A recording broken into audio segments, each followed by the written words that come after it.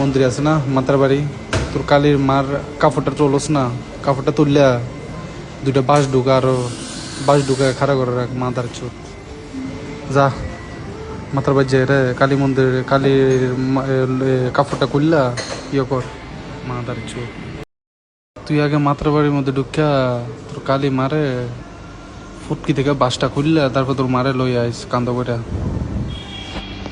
তোর ফুটকির মধ্যে বাস ঢুকামো, তোর মারও ফুটকির মধ্যে বাস ঢুকামো মাদার চোদ।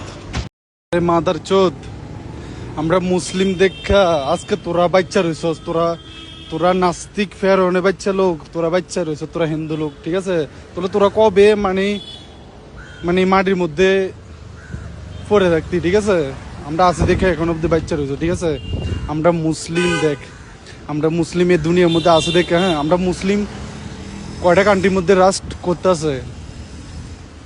17 না 18 রাষ্ট্রের মধ্যে, 18টা কান্ট্রির মধ্যে,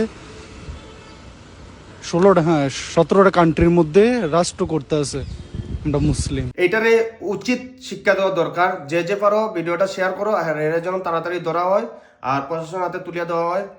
আর এরকম যেন আগামীতে আর কেউ যেন হিন্দু লইয়া কিংবা আমরা হিন্দু দেবদেবতা মন্দির লইয়া আমরা মারে লইয়া যেন কোনো কথা কইতে না পারে। ওই কারণে যারা হিন্দুরা আসো তারা এটা শেয়ার করো এবং তাড়াতাড়ি হেরে যেন ধরা যায়।